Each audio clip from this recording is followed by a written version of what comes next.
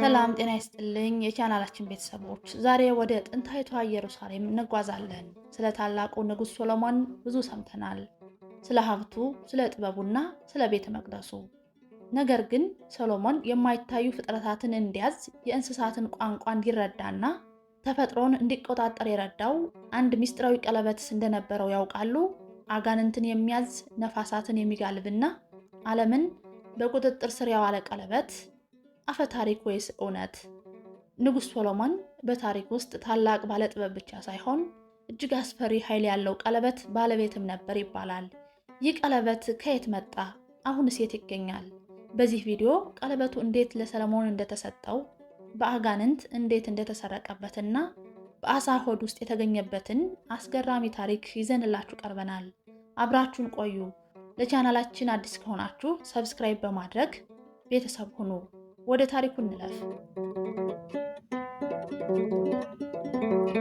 ታሪኩ የሚጀምረው ንጉሱ ሰሎሞን ለፈጣሪው ታላቅ ቤተ መቅደስ ለመገንባት በቆረጠበት ወቅት ነው። ግንባታው ሲጀመር አንድ እጅግ የሚያሳዝን ታሪክ ተከሰተ። የሰሎሞን ተወዳጅ አገልጋይና ግንበኛ በየቀኑ እየከሳና እየደከመ መጣ። ሶሎሞን ምክንያቱን ሲጠይቀው አገልጋዩ እንዲህ አለው፣ ንጉሥ ወይ፣ ፀሐይ ስትጠልቅ አንድ ክፉ መንፈስ ይመጣና የቀኝ እጄን አውራ ጣት በመጥባት ጉልበቴን ይጨርሳል፣ የምበላውን ምግብም ይቀማኛል አለው። ሰሎሞን በዚህ ተበሳጭቶ ወደ ፈጣሪው ጸለየ። ይህን ክፉ መንፈስ የምገዛበትና ፍጥረታትን የመቆጣጠርበት ጥበብ ስጠኝ ብሎ ለመነ። የሰሎሞን ጸሎት ተሰማ። የመላእክት አለቃ ቅዱስ ሚካኤል ከሰማይ ወረደ። በእጁም አንዲት ትንሽ ነገር ይዞ ነበር። እሷም የሰሎሞን ቀለበት ነበረች።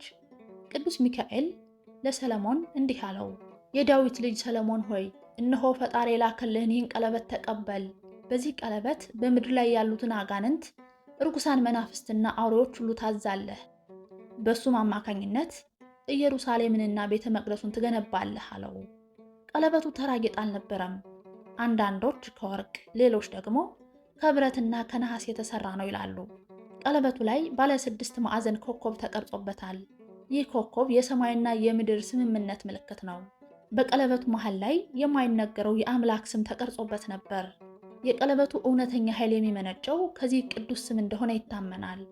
ሶሎሞን ቀለበቱን እንደተቀበለ መጀመሪያ ያደረገው አገልጋዩን ሲያስቸግር የነበረውን ኦርኒያስን ማስጠራት ነበር። ቀለበቱን ወደ ጋኔኑ ጠቆመው። በዚያን ጊዜ ታላቅ ብርሃን ወጣ። ጋኔኑም ተንበርክኮ ለሰሎሞን ተገዛ። ሶሎሞን ቀለበቱን በጋኔኑ ደረት ላይ ሲያሳርፍበት ጋኔኑ ታሰረና ለቤተ መቅደሱ ግንባታ ድንጋይ እንዲያዘጋጅ ታዘዘ። ይህ ክስተት ሶሎሞን በዓለም ላይ ያሉትን አጋንንት በሙሉ አንድ በአንድ እንዲቆጣጠር በር ከፈተለት። ሶሎሞን ቀለበቱን እንደተቀበለ በዓለም ዙሪያ ያሉትን ርኩሳን መናፍስትና አጋንንትን አንድ በአንድ ማስጠራት ጀመረ። እያንዳንዱ ጋኔን በፊቱ ሲቀርብ የሚከተሉትን ነገሮች ያደርግ ነበር። ቀለበቱን በጋኔኑ ግንባር ወይም ደረት ላይ በማሳረፍ የሶሎሞን ማህተም ያርፍባቸዋል። በዚህ ጊዜ ኃይላቸው ተሸብቦ ለሰሎሞን ታዛዥ ይሆናሉ። ሶሎሞን እያንዳንዱን ጋኔን ስሙን፣ የት እንደሚኖር፣ ሰዎችን በምን እንደሚፈትን እና በየትኛው መላእክት እንደሚሸነፍ ይጠይቃቸው ነበር። የሶሎሞን ቤተ መቅደስ በሰው ልጅ ታሪክ ውስጥ እጅግ አስደናቂ ከሆኑ ህንፃዎች አንዱ ነው። ግንባታው የተከናወነው በሚከተሉት ምስጢራዊ መንገዶች ነበር። እንደ አይሁድ ትረካ በቤተ መቅደሱ ግንባታ ላይ የብረት መሳሪያ፣ መጥረቢያ ወይም መጋዝ አልተጠቀሙም። ምክንያቱም ብረት የጦርነት ምልክት ስለሆነ በቅዱስ ስፍራ ፍጹም እንዲሰማ አልተፈለገም። ሶሎሞን አጋንንቱን አዞ ሻሚር የተባለች ድንጋይ እንደ ሰም የምትቆርጥ ምስጢራዊ ትል ወይም አልማዝ መሰል ነገር አስመጣ። አጋንንቱ በዚች መሳሪያ አማካኝነት ድንጋዮችን ያለ ድምፅ ይቆርጡ ነበር።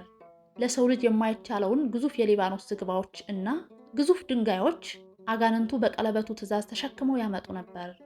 መላእክትና አጋንንት ከምድር በታች ያለውን ወርቅና ብር በማውጣት ቤተ መቅደሱ እንዲያጌጥ አግዘዋል። በግንባታው ወቅት ትልቁን ሚና የተጫወተው የአጋንንቱ አለቃ አስማዳይ ነው። ሶሎሞን አስማዳይን በቀለበቱ አስሮ እንዲመጣ አደረገው። አስማዳይ ለቤተ መቅደሱ ግንባታ እቅድና ለቁሳቁስ አቅርቦት ትልቅ እገዛ አድርጓል። ነገር ግን አስማዳይ እጅግ ተንኮለኛ ስለነበር ሰሎሞን ሁልጊዜ ጥንቃቄ ያደርግበት ነበር። ሰሎሞን የማይታዘዙትን ወይም እጅግ አደገኛ የሆኑትን አጋንንት በቀለበቱ ካተመ በኋላ በመዳብ ወይም በነሐስ ጠርሙሶች ውስጥ በማሰር ወደ ባህር ጥልቅ ይጥላቸው ነበር። አስቡት፣ በኢየሩሳሌም ተራሮች ላይ ምንም አይነት የብረት ድምፅ ሳይሰማ ድንጋዮች እንደ ሰም ተቆረጡ። ግዙፍ ፍጥረታት ሰለሞን ለያዘው ቀለበት ሲንበረከኩ ቤተ መቅደሱ የተገነባው በሰው ጉልበት ብቻ ሳይሆን ሰማያዊ ጥበብና ምድራዊ ኃይል ተዋህደውበት ነበር። ቤተ መቅደሱ ተገንብቶ ካለቀ በኋላ ሶሎሞን በአጋንንቱ አለቃ በአስማዳይ ላይ ያለው ቁጥጥር ጠንካራ ነበር። አስማዳይ ግን ነፃነቱን ለማግኘት በየቀኑ አጋጣሚውን ይጠብቅ ነበር። አንድ ቀን አስማዳይ ሶሎሞንን እንዲህ አለው፣ ንጉሥ ወይ አንተ የዓለም ጌታ የሆንከው በዚህ ቀለበት ኃይል ነው?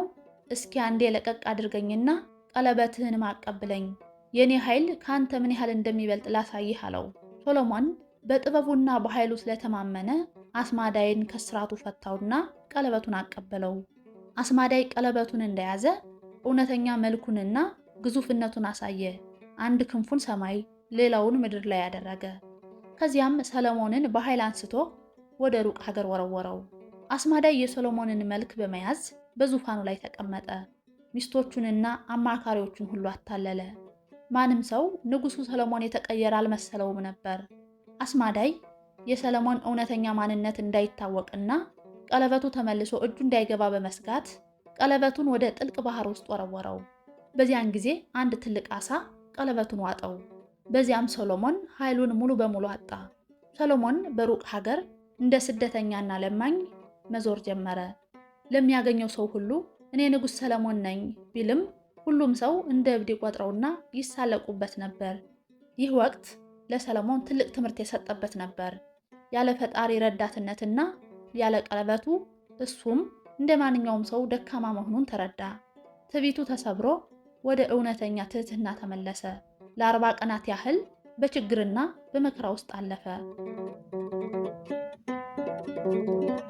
ቀለበቱ በድንገት የተገኘበት ታምር። ሶሎሞን በአንድ የባህር ዳርቻ ከተማ ውስጥ ምግብ ለመለመን ሄደ።